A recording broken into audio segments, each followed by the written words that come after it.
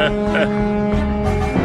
しぶりだな、麦わら. What's up, everyone? We are back again here today with more Perona gameplay on the sim. Today we are playing a quick match against Uta while we are waiting for some friends to test out the Moria deck. But here we are forced to go first. We play Otama on 1, picking up Ryuma. Pretty solid. We know we're going to be able to answer at least one of the pieces that they play off of the Brook combo next turn. So this turn we're playing Otama to really look for You Can Be My Samurai, but we pick up the Momo here, which is fine just because we have 2 more Dawn to be able to play the Momo and search out another card, potentially You Can Be My Samurai or another Ryuma. So we skip the You Can Be My Samurai here. We're going to be able to use that to rest both Otamas the following turn, while also being able to answer one of the Brook plays. If he plays Nami off of the Brook, we're definitely answering the Nami. If he doesn't, we'll probably just answer the Brook. Yeah, so he plays Brook into Usopp, getting rid of the Momo. We're not going to defend that, but we're going to be able to use the leader ability to rest the Brook. I'm going to use You Can Be My Samurai to draw 2 cards. And then we're going to play the Ryuma to pop the Brook. And then we're going to swing 5 into face. Now, it can be argued that we probably should have swung after we used You Can Be My Samurai before playing Ryuma, but not really playing around triggers in an Uta deck. So here, him at 6 Dawn, he's not going to be able to play the Luffy, so the best combo here would be another Brook combo.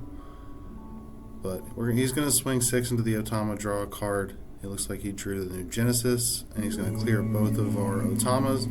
So really, Otama's got a ton of value. They were each able to draw a card and then draw 2 more cards off You Can Be My Samurai while acting as pseudo blockers, eating up both swings this turn. So we're still healthy at 4 life with 8 cards in hand.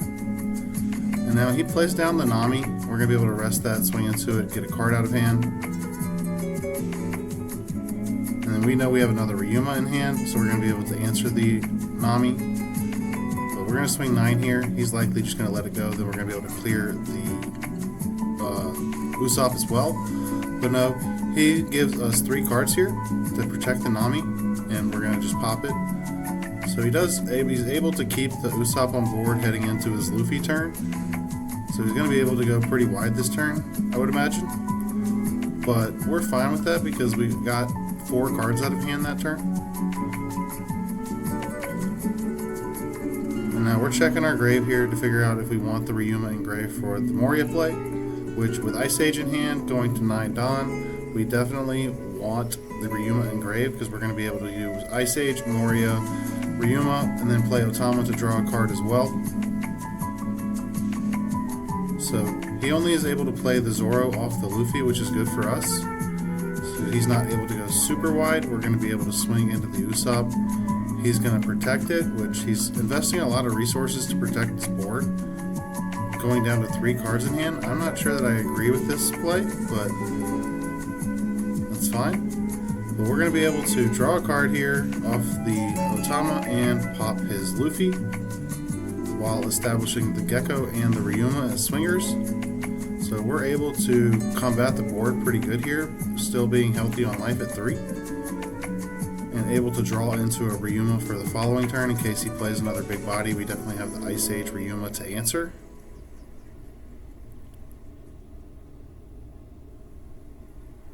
And so he's going into face here, probably trying to set up lethal on the crackback with, what is it called? The I'm Invincible. That is something we have to be wary of. And so he's swinging another 8 here at our face. We get another Gecko off of life here. It looks like we're going to be going down to 1 life this turn. Because yeah, he's swinging another 8 with Usopp, keeping 2 up. I'm not sure what the 2 would be for, but it looks like, yeah, we're going down to 1 life just because we don't have a ton of counter in hand at this point. We're not necessarily afraid of that because him investing so much Dawn means that he's not able to establish any more bodies, so we'll be able to really clear board and play a blocker this turn.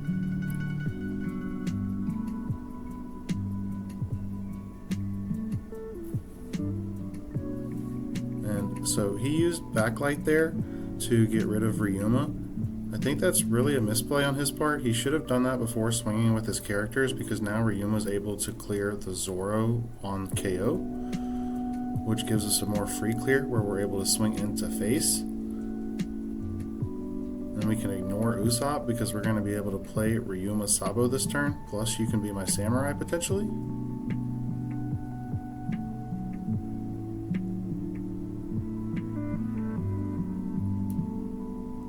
We may be debating on whether we want to just save Ryuma.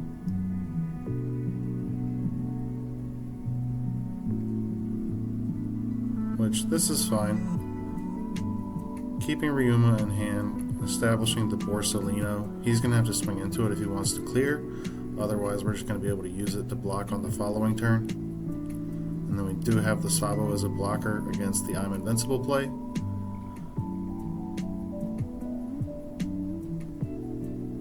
Now, having said that, we would need the last life to be counter if you did go 999 with I'm Invincible, because we've only got 4k counter in hand right now.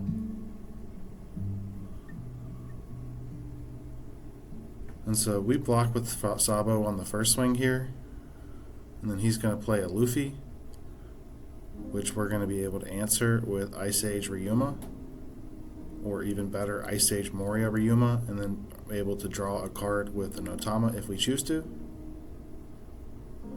But it looks like Borsalino is living through the turn, so we do have our blocker established for the next turn anyway, so we're going to be able to focus on board removal this turn while going at face. So the play here is definitely going to be Ice Age, rest the Luffy.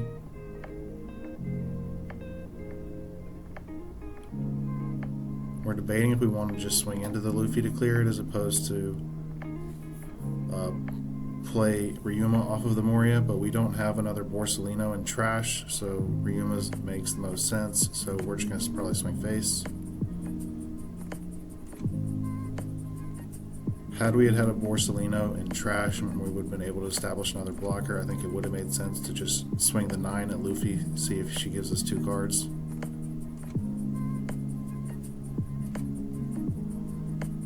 But we're going to swing 5, 6, 9. Play Moria, then play Ryuma Otama most likely, or potentially just the Ryuma. But I guess it does make sense to just replace the Ryuma. We don't need that many bodies on board, given that he's just at 1 life at this point. So we're able to play Otama, draw another card, and then play You Can Be My Samurai, rest the Ryuma and the Moria that we just played to draw 2 more cards. And we draw into 2 Sabos, so it looks like we're going to be able to chain blockers as we look to protect ourselves while we're going for game with the Ryuma and the 2 Morias on board. So we're going to be able to play around any I'm Invincible plays. With the draws from last turn, we were able to draw into 6k counter. So now we're going to be able to counter out of any 9k swings along with the block and the life, not having to rely on the life for counter. And so they use New Genesis here to be able to reveal and draw into an Uta blocker, and then they're going to debate what they want to do with the rest of their turn.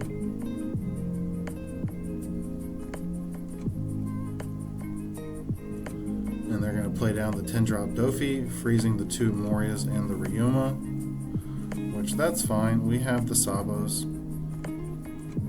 Sabos are going to help us to cycle and fix our hand, getting rid of some of the dead cards in our hand.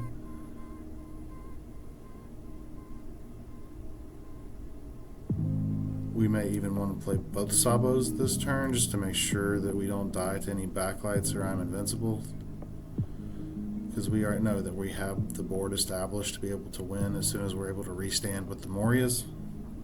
So we do play both of the Sabos, getting rid of the dead cards in our hand, going from 4k counter in hand to 7k counter with 3 blockers and a life. There's no way that we're going to be able to die this turn to any I'm Invincible plays, even with the 10-drop swing. So as soon as those Morias are able to untap, we're going to be able to go for game. So he's going to swing 10 at life here, This is going to be the largest swing, assuming that he has 2 I'm Invincibles, so I would imagine that we just take this. And then we know getting a 2k off life, we're going to be able to counter out of one of the 9k swings with 2k, 2k, 1k, and then we would have, it looks like, 4k more counter in hand, so we would be able to counter out of one of the other 9k swings with the block. But we choose to block the first 9k.